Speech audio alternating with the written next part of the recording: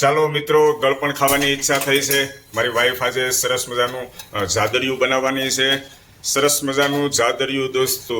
ગામડે પહેલાં હું જ્યારે નાનો હતો ને ત્યારે બહુ ખાતો હતો, અને જાદરિયું બનાવતા મારી વાઈફને સારી રીતે આવડે છે. મને કે મને આવડે છે, નાનપણથી જ આવડે છે. તમે કોલેજ કરતા હતા ત્યારથી બનાવો છો ને? ચાલો જોઈએ. ઘીનું પ્રમાણ તો બરાબર જ છે. અંદર ગોળ અને ઘી, અને આ સાઈડ છે એકદમ દળી નાખેલું છે જાદરિયું. પોંખને દળી નાખ્યું છે, એકદમ ઝીણું પાવડર જેવું કરી નાખ્યું છે. હવે કેવું બનાવે છે, ખાલી વાતો જ કરે છે કે ટેસ્ટમાં પણ બેસ્ટ બનાવે છે. મજા આવી જાય હો જાદરિયું ખાવાની. સુખડી જેવું જ મને જ લાગે. સુખડી જેવું જ લાગે ને? બનાવો એક નંબર. કેટલો ટાઈમ આને ગરમ કરવાનું છે? પાકાવા દેવો પડશે. પછી વખાણ કરું છું તે પ્રમાણે કરજો હો પાછા. આમ ટેફલી પડવી જોઈએ સરસ મજાની. આમ થાળીમાં પડશે ટેફલી કે બાજુમાં કોઈને બોલાવવા પડશે માસીને ટેફલી પાડવા હાટું? પડી જાય. કાંઈક ને કાંઈક ગળપણ મળી જાય છે મિત્રો, એટલે આમાં આનંદ થાય છે. અને સુગંધ જો હવે ધીમે ધીમે આવે છે.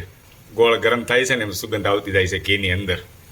ઘી બહુ ખવાઈ જાય છે, પણ હું કરવું હવે મિત્રો? તેલ કરતાં ઘી સારું. અને અમે તો ગામડેથી મગાવીએ છીએ એકદમ દેશી ઘી.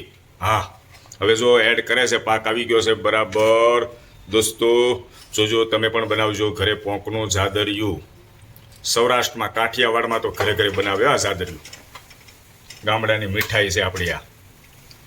જો હવે તૈયાર થઈ જવાયું છે. ગોળનું પ્રમાણ ઘટશે નહીં ને? નહીં, માપે છે. જોઈએ જાદરિયું તૈયાર. હવે જાદરિયું તૈયાર થઈ ગયું છે દોસ્તો. હવે જોઈએ છે ટેફલી બરાબર પડે છે કે નથી પડતી, કે આમને છૂટું ખાવાનું છે? સમસીએ હે કલ્પણ બરાબર છે કે આ તેવું કાંઈ ટેસ્ટ બેસ્ટ કરવાનું ન આવે તમારે? આ રસોઈયા ઊંચા હો, માપ જ હોય એમ? વાહ, લા તો તૈયાર થઈ ગયું.